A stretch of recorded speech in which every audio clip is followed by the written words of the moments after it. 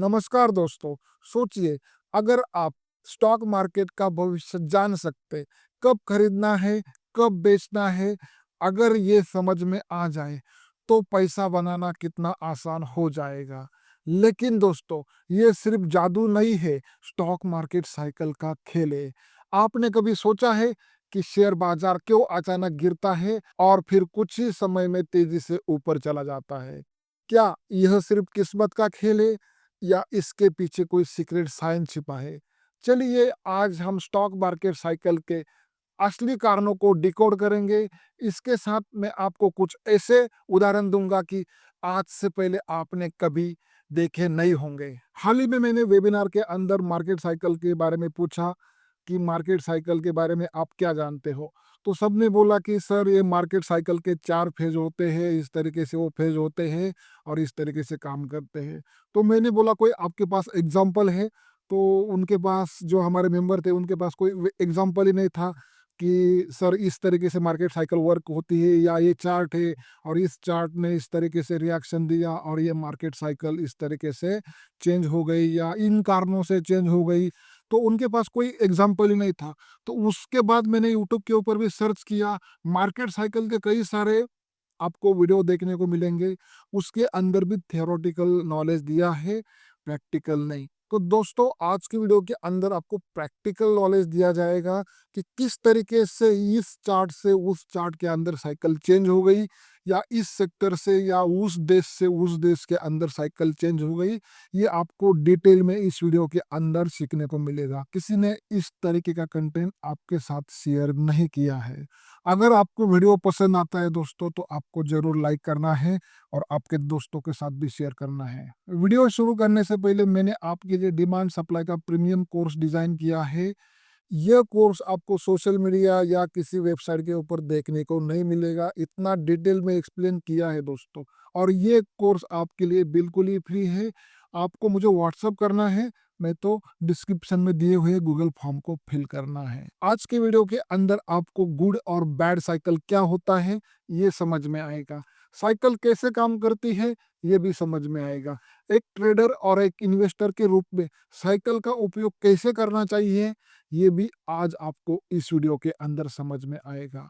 Global stock market cycle से हमें कैसे लाभ उठाना चाहिए ये आज हम इस वीडियो के अंदर डिटेल में समझने वाले हैं। तो सबसे पहले समझते हैं साइकिल किस तरीके से जनरेट होता है या किस तरीके से साइकिल बनता है और हम उसको देख नहीं पाते हैं।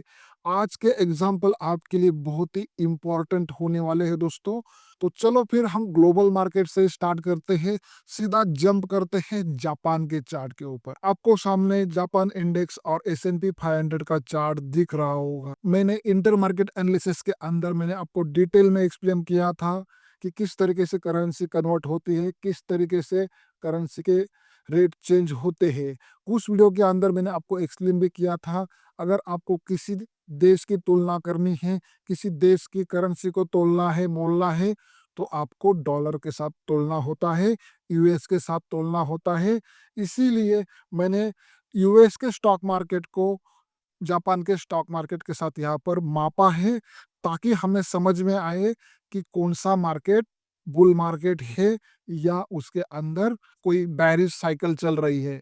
तो दोस्तों जापान के अंदर 82 में बुल मार्केट चालू हुआ था और अगर हम यहाँ पर देखते हैं तो ये 82 का चार्ट आपको दिख रहा होगा। 82 के अंदर यहाँ पर ये करेक्शन आया था S&P 500 के अंदर, और जब ये करेक्शन आया तब यहाँ पर जापान के अंदर ये ब्रेकआउट आया। मैं आपको डिटेल में एक्सप्लेन करता हूँ। सबसे पहले आपको देखना है, जब भी कभी बुल मार्केट आता है तो बुल मार्केट के अंदर प्राइस सीधा एक लकीर से ऊपर की तरफ चली जाती है। मैं आपको बहुत सारे एग्जांपल दिखाने वाला हूँ और यहाँ पर अगर आप ठीक तरीके से देखते हो तो 460% जापान इंडेक्स ने, इंडेक्स की बात कर रहा हूँ मैं, स्टॉक की नहीं, 460% के रिटर्न दिए थे। और यहाँ पर ये मार्केट आपके सामने करेक्शन किया है। 90 में उसने अपना साइकिल खत्म किया था और 82 में ये साइकिल चालू किया था दोस्तों, आपको यहाँ पर दिख रहा होगा। अगर हम S&P को देखते हैं तो इसने खाली कितने रिटर्न दिए थे? 175। जो लीडर है उसने 175% रिटर्न दिए और जापान ने लगभग 500% रिटर्न दिए। ठीक है, तो ये उस टाइम का बुल मार्केट था पूरे वर्ल्ड के अंदर का। तो यहाँ पर करेक्शन क्यों आया ये भी मैं आपको एक्सप्लेन करने वाला हूँ। उसके साथ हम डिटेल में समझने वाले हैं कि बुल मार्केट किस तरीके से चालू होता है या कोई साइकिल किस तरीके से चेंज होती है। जैसे कि ये साइकिल यहाँ पर क्यों चेंज हो गई, जैसे कि यहाँ पर ये साइकिल क्यों स्टार्ट हो गई, ये आज हम समझने वाले हैं। इसके लिए मैं आपको कुछ डेटा दिखाने वाला हूँ ताकि आपको समझ में आए कि एक्चुअल में इस तरीके से स्टॉक मार्केट काम करता है। हम क्या करते हैं, एक लाइन खींच देते हैं, उसके ऊपर ही निर्भर हो जाते हैं। आपको सोशल मीडिया के ऊपर इस तरीके से अलग-अलग इंडिकेटर, अलग-अलग टूल्स सीखने से आपको ऐसा लग रहा होगा कि इस तरीके से सब कुछ होता है। दोस्तों, ये टूल तो खाली हमारे पास एक हथियार है, कुछ छोटा-मोटा एनालिसिस करने के लिए, लेकिन अगर आप बड़ा सोचते हो, बड़ा पैसा कमाना चाहते हो, तो आपको इस तरीके से ही एनालिसिस करना चाहिए। तो दोस्तों, मैं आपको और एक डेटा दिखाता हूँ, वो डेटा के साथ हम ये चार्ट को मैच करेंगे ताकि आपको समझ में आएगा कि इस तरीके से एनालिसिस किया जाता है। आपको सामने विकिपीडिया का ये साइट दिख रहा होगा और यहाँ पर आपको दिख रहा होगा कि जापान के अंदर किस तरीके से बबल आया था, उसका डिटेल इसके अंदर उन्होंने दिया है।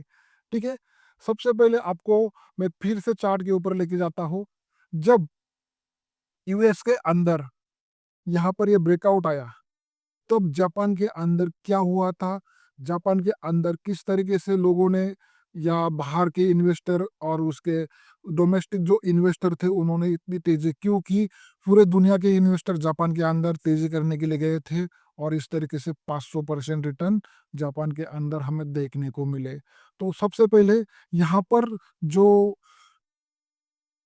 इन्वेस्टर थे उनको यहाँ पर इंटरेस्ट बहुत ही कम था और उनको जापान के अंदर इंटरेस्ट दिखा।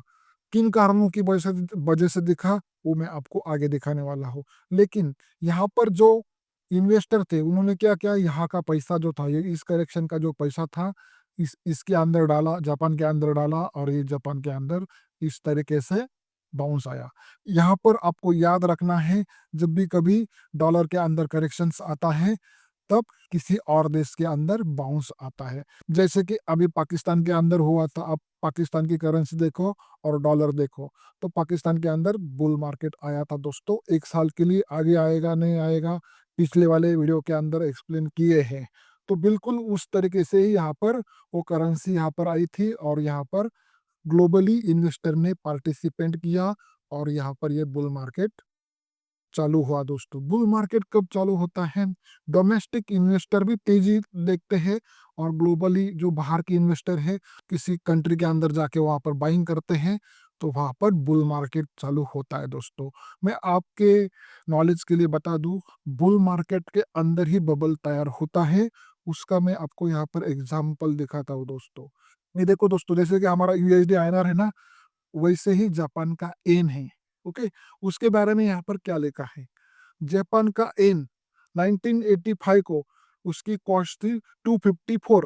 ओके, उसके बाद इस तरीके से ये धीरे धीरे धीरे धीरे धीरे धीरे धीरे धीरे धीरे धीरे कम होते गया। मतलब क्या, डॉलर की कीमत कम हो रही है और जापान की कीमत, जापान की जो करेंसी है येन, उसकी कीमत बढ़ रही है। ओके, तो इस तरीके से ये बुल मार्केट, मतलब जापान की करेंसी डॉलर के मुकाबले मजबूत हो रही थी और इसी वजह से वहां पर जो ग्लोबल के जो इन्वेस्टर थे, जो फॉरेन के जो इन्वेस्टर थे, एफआईज थे, उनको इंटरेस्ट दिखने लगा था। दोस्तों, तो इस कारणों की वजह से जापान के अंदर तेजी आ रही थी। जैसे जैसे प्राइस, जो डॉलर है उसका वैल्यू कम हो रहा था और जापान का जो एन था उसका वैल्यू बढ़ रहा था, वैसे वैसे जापान के अंदर तेजी देखने को मिल रही थी। दोस्तों, जैसे ही 1990 के अंदर, आप ये कारण देख सकते हो, डिटेल में आपको नीचे देखने को मिलेगा किन कारणों की वजह से तेजी हुई थी। और जैसे ही 1990 के अंदर जापान के अंदर बबल क्रिएट हुआ। बबल क्रिएट क्यों हुआ, जापान के अंदर रियल एस्टेट के भाव 2-3 साल के अंदर 2-3 गुना हो चुके थे दोस्तों। इतना तेज़ी से उसका रियल एस्टेट का जो बिज़नेस था, जो प्लॉट के भाव, बंगलों के भाव और ज़मीनों के भाव जो थे, खेती के भाव 2-3 गुना 2 साल के अंदर हो चुके थे। तो वहाँ पर क्या हुआ था, अगर किसी प्लॉट की कीमत ₹100 है, तो उसको ₹400 ₹300 में लोग लेने को तैयार थे। इस तरीके से एक एक्चुअल उसकी जो कॉस्ट थी ना ₹100 थी, लेकिन लोगों ने उसको 400, 300, ₹200 के अंदर बाय किया था और तब बबल क्रिएट हुआ और अचानक क्रैश आ गया दोस्तों। क्रैश क्यों आ गया? वो भी मैं आपको यहाँ पर दिखाता हूँ चार्ट के ज़रिए। आपके लिए ये वीडियो बहुत इम्पोर्टेंट है दोस्तों, मैं बार-बार बोल रहा हूँ, आपको इस तरीके का नॉलेज कोई नहीं देगा। तो ये जापान का पैसा कहाँ पर गया? सबसे इम्पोर्टेंट, जब भी कभी कोई बबल क्रिएट होता है, तो बबल क्रिएट होने के लिए कुछ साल लगते हैं। जैसे कि अगर किसी देश के अंदर 5, 6, 7 साल से कोई बुल साइकिल चल रही है, पिछले वाले जो 2-3 साल होते हैं ना, उसके अंदर जो स्मार्ट इन्वेस्टर होता है, उसके पास सब प्रकार के चश्मे होते हैं, काला चश्मा भी होता है, हरा चश्मा भी होता है, उसको सब दिखाई देता है, क्या चेंजेस हो रहे हैं, किस तरीके से करेंसी के अंदर या इस मार्केट के अंदर बबल क्रिएट हो सकता है। तो वो क्या करता है, आम लोगों को अपना माल बेचता है और धीरे-धीरे, धीरे-धीरे, धीरे अपना माल सेल करके बाहर निकल जाता है। जैसे ही उसका माल पूरा खत्म हो जाता है, तेज़ी से करेक्शन आता है, जैसे कि यहाँ पर, ठीक है? यहाँ पर इस तरीके से करेक्शन आया। अगर किसी को सेल करना है, कोई स्मार्ट प्लेयर है, यहाँ पर नहीं सेल करेगा, उसकी सेलिंग यहाँ पर ही चालू हो जाएगी और इस तेज़ी के अंदर आपके सामने एक से एक एग्ज़ाम्पल रखे जाएँगे। ये देखो बुल मार्केट चालू हुआ, इस करेंसी की वजह से ये हुआ, ये देखो प्राइम मिनिस्टर ने ये स्कीम लाई है। अलग-अलग बहुत सारी खुशखबरी आपके सामने रखी जाएगी। इंडिया के अंदर या उस कंट्री के अंदर इतनी सारी अपॉर्च्युनिटी है। टीवी के ऊपर रिक्शा वाला बोलेगा आपको स्टॉक मार्केट के अंदर काम करना है। इस तरीके से वो फेज़ होता है दोस्तों। कोई भी जिसको स्टॉक मार्केट का नॉलेज नहीं है, वो भी स्टॉक मार्केट की तरफ खींचता है और इस एरिया के अंदर बाय करता है और तब स्मार्ट जो होता है, वो बाहर निकल जाता है और जैसे ही वहाँ पर बाइंग खत्म हो जाती है, उसके बाद मार्केट नीचे की तरफ आ जाता है। क्योंकि वहाँ पर बबल क्रिएट होता है दोस्तों। बबल क्रिएट कब होता है? बुल मार्केट के एंड के अंदर या बेरिश मार्केट के एंड के अंदर। मतलब जो एंड होने वाला होता है ना, कोई सेल कर रहा है, इतना उसको सेल करने के लिए मजबूर किया जाता है कि वो सेल करते ही रह जाता है और अचानक तेजी आ जाती है दोस्तों। तो यहाँ पर जो करेक्शन आया था, यहाँ पर यहाँ पर जो करेक्शन आया था, तो यहाँ का स्मार्ट मनी कहाँ पर गया? यहाँ पर जो करेक्शन आया ना, यहाँ का स्मार्ट मनी कहाँ पर गया? आपको मैं दिखाता हूँ। जैसे कि मैंने आपको बोला था कि अगर 90 में करेक्शन आने वाला है या 89 में करेक्शन आने वाला है, तो 3 साल पहले, 2 साल पहले ही माल बेचा जाता है और उसके बाद वो कहीं और शिफ्ट किया जाता है। तो बिल्कुल इसी तरह यहाँ पर अगर 90 में यहाँ पर करेक्शन आ रहा था, तो पहले से ही यहाँ पर बाइंग हो रही थी। ये थाईलैंड का इंडेक्स है और इस इंडेक्स को आप देख सकते हो यहाँ पर इस तरीके से, ये थाईलैंड का इंडेक्स है। इस इंडेक्स के अंदर जब जापान के अंदर करेक्शन आने वाला था, उसके 2-3 साल पहले ही यहाँ पर बाइंग हो रही थी दोस्तों और जापान के अंदर इस लेवल के आसपास बाइंग हो गई, सॉरी सेलिंग आ गई और उसके बाद इस इंडेक्स ने परफॉर्म करना चालू किया दोस्तों। ओके, अगर आपके पास करोड़ों का माल है, तो आप एक बटन से तो सेल नहीं करोगे, उसको धीरे-धीरे बेचोगे। बिल्कुल उस तरीके से धीरे बेच के यहाँ पर बाय किया जा रहा था और यहाँ पर क्यों बाय किया जा रहा था, वो भी मैं आपको एक्सप्लेन करने वाला हूँ। उससे पहले आपको ये समझना है कि किसी और देश का माल यहाँ पर आ रहा था और थाईलैंड के अंदर किस तरीके से तेज़ी देखने को मिल रही थी। ये थाईलैंड का इंडेक्स आप देख सकते हो, उसका जो तेज़ी है मोटा-मोटी आप यहाँ पर देख सकते हो। लगभग इस लेवल से ₹300 से ₹1300 के आसपास चला गया दोस्तों। इस तरीके से ये इंडेक्स भी इतना ऊपर चला गया और उसी समय अगर आप देखते हो, और एक इम्पोर्टेंट पॉइंट मैं आपके साथ शेयर करना चाहता हूँ, अगर डॉलर के अंदर या यूएस मार्केट के अंदर कोई करेक्शंस आते हैं, तो वो करेक्शंस का माल किसी और देश के अंदर शिफ्ट होता है। क्योंकि डॉलर के अंदर कुछ कमी आ रही है, डॉलर के मुकाबले किसी देश की करेंसी जो है, वो मजबूत हो रही है। इसीलिए डॉलर का जो करेंसी है, उस मार्केट का जो करेंसी है, डॉलर का करेंसी नहीं, उस मार्केट के अंदर का करेंसी, वो करेंसी किसी और देश के अंदर शिफ्ट हो जाती है।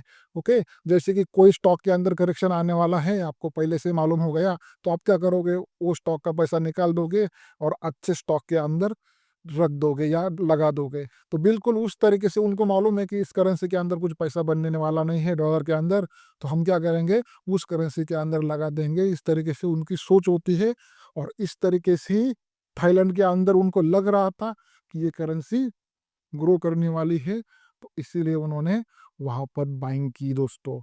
ओके, तो ये करेक्शन आया ना, ये करेक्शन के अंदर थाईलैंड के अंदर बाइंग हो गई। और इम्पॉर्टेंट पॉइंट ये है दोस्तों, उस टाइम 25% का करेक्शन आया था।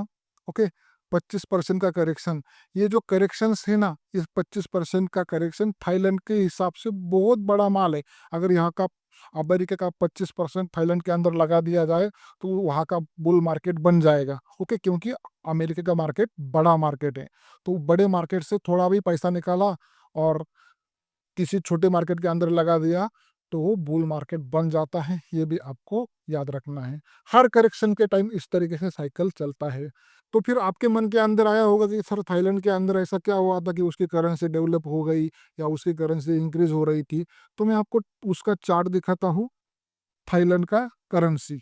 ओके, ये करेंसी मैंने यहाँ पर दिखा दिया है और यहाँ पर पूरा डाटा नहीं था, हम दूसरा चार्ट लेंगे, शायद यहाँ पर होगा। तो ये देखो दोस्तों, ये थाई का करेंसी है। डॉलर, जैसे कि हम यूएसडी आईएनआर को कैसे देखते हैं, वैसे ही थाईलैंड की करेंसी को इस तरीके से मापा गया है। ओके, तो जब ये करेंसी स्ट्रांग हो रही थी यहाँ पर, ओके, करेंसी स्ट्रांग हो रही थी और डॉलर वीक हो रहा था, तब क्या हुआ, जो जापान का पैसा है यहाँ पर शिफ्ट होना चालू हुआ।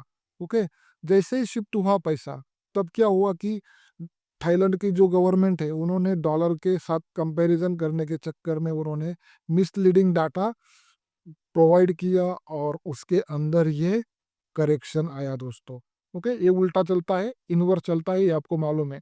तो करेक्शन आया और तब से लेके अभी तक ये जो करेंसी है, आप देख सकते हो, इतना उसने ऊपर की तरफ ब्रेकआउट दिया और अभी तक उसने, आप देख सकते हो, ओके, जहाँ है वहाँ ही है, आप देख सकते हो। ठीक है, तो ये मिसलीडिंग उन्होंने डाटा प्रोवाइड किया था, इसीलिए वो करेंसी के अंदर करेक्शन आया। उन्होंने चीट किया था और ये ओपन हुआ, तब क्या हुआ, वहाँ का पैसा किसी और देश के अंदर चला गया। तो मैं आपको फिर से दिखाता हूँ वहाँ का पैसा कहाँ गया था। ठीक है, तो उससे पहले आपको ये भी दिखाता हूँ, जब थाई के अंदर ये बाउंस आ रहा था, ओके, ये बाउंस आ रहा था, तब डॉलर के अंदर करेक्शन आ रहा था। ये भी तो आपको मालूम होना चाहिए ना।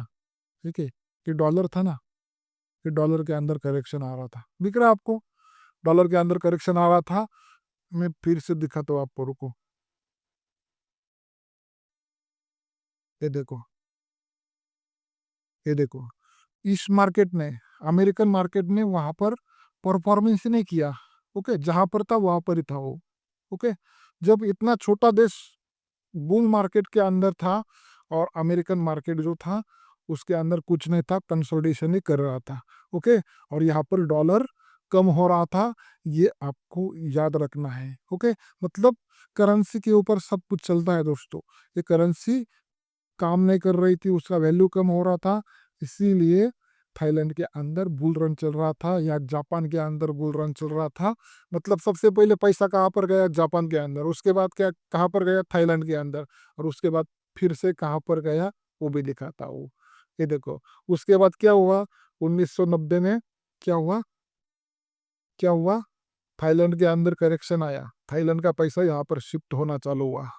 ओके, यहाँ पर शिफ्ट होना चालू हुआ, दिख रहा है, 1990, 91, 92, और ये थाईलैंड। ठीक है, यहाँ पर करेक्शन आया, उसके अंदर ये करेक्शन आया यहाँ पर। ओके, और जापान के अंदर भी इसी एरिया के अंदर करेक्शन आया था। मतलब दोनों देश का पैसा किसके अंदर चला गया, यहाँ पर। ओके, आपको यहाँ पर दिख रहा होगा, ये डॉलर का चार्ट है, मैं आपको यहाँ पर दिखाता हूँ। ओके, 90 से स्टार्ट हुआ ये रैली, और उसके बाद ये देखो, ओके, उसके बाद ये रैली स्टार्ट हुआ। ओके, कहाँ तक स्टार्ट हुआ, कहाँ तक स्टार्ट हुआ, डॉट कॉम बबल। ओके, यहाँ से ये रैली स्टार्ट हुआ, और यूएस मार्केट ने अच्छा काम किया, अच्छा परफॉर्मेंस किया, और इतना सारा रिटर्न दिया। ठीक है, 1900-2000% रिटर्न दिया। अभी डॉट कॉम बबल आने के बाद फिर क्या हुआ, ये दिखाता हूँ, रुको। यहाँ पर डॉट कॉम बबल आया, आपको दिख रहा होगा, यहाँ पर 2000 दिख रहा होगा इस एरिया के अंदर। ठीक है, तो ये डॉलर है, डॉलर के अंदर डॉट कॉम बबल आया, और उसके बाद इस मार्केट के अंदर करेक्शन आया, पूरे मार्केटों के अंदर करेक्शन आया था, ये भी आपको मालूम है। ठीक है, करेक्शन आने के बाद क्या हुआ, करेक्शन आया तो 2002-3 को करेक्शन खत्म हुआ था। ठीक है, यहाँ पर ये जो करेक्शन है खत्म हुआ था, तब इंडियन मार्केट के अंदर बुल मार्केट चालू हुआ।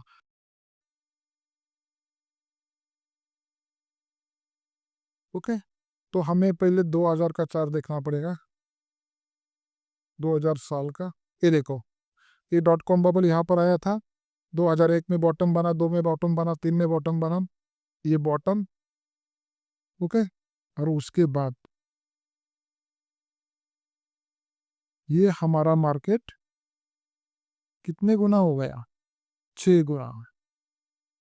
ओके, और तब यूएस मार्केट ने क्या किया, हम 2003 से स्टार्ट करते हैं, 2003, ये 2003 रैंडमली पकड़ते हैं हम इसको।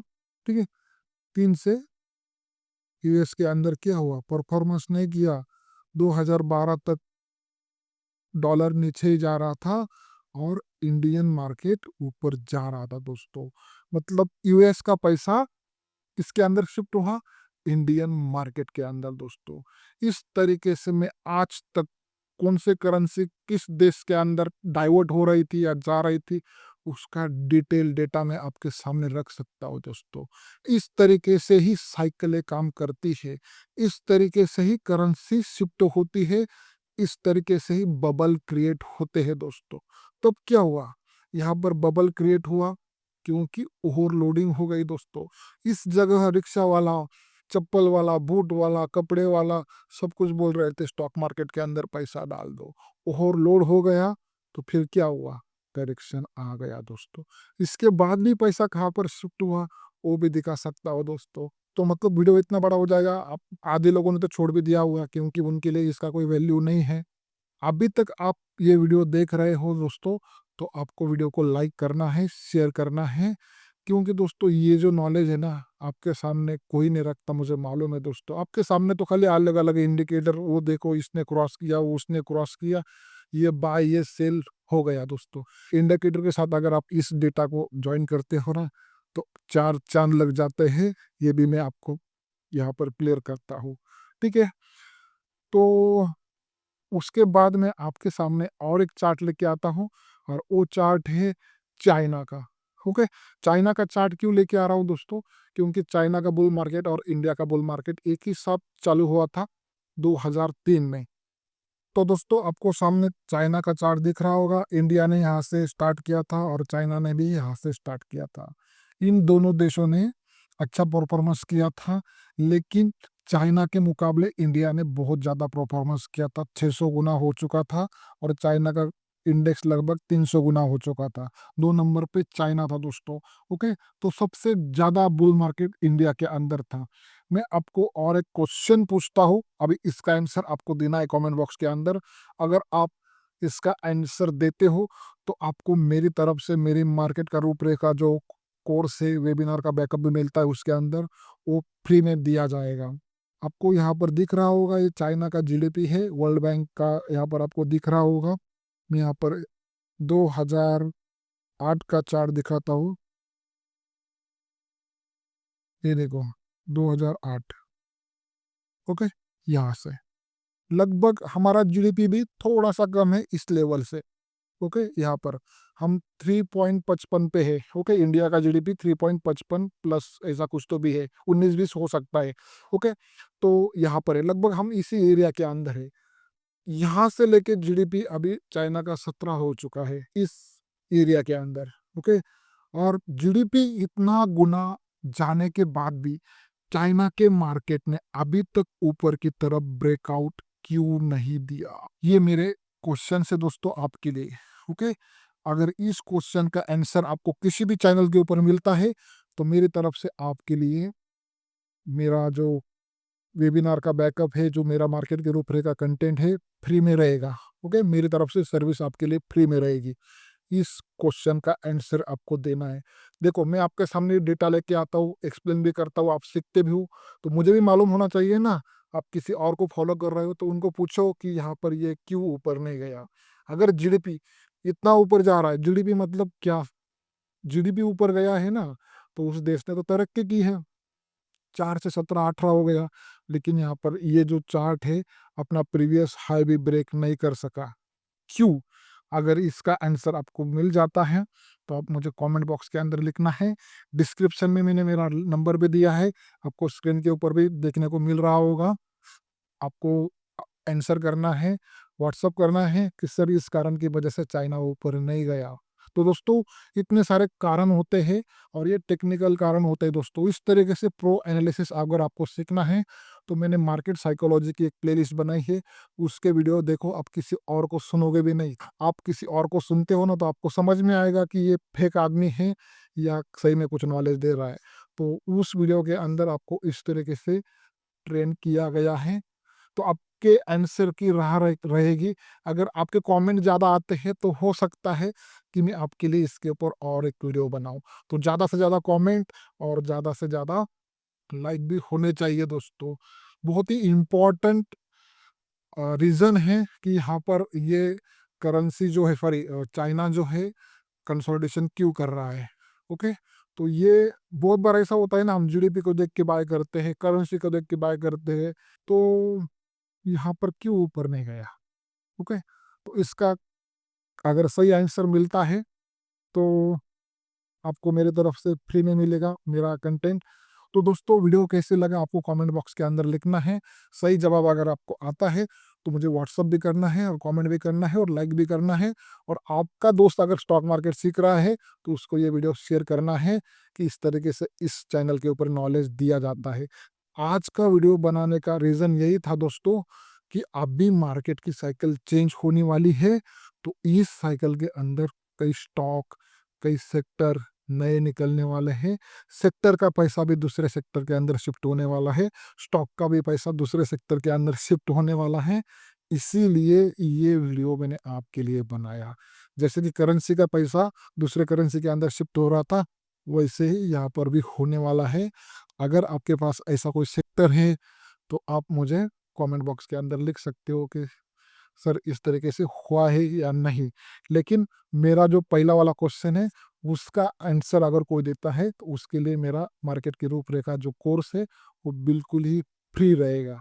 ठीक है? यहाँ पर ही रुकता हूँ, तब तक के लिए जय हिंद, जय भारत।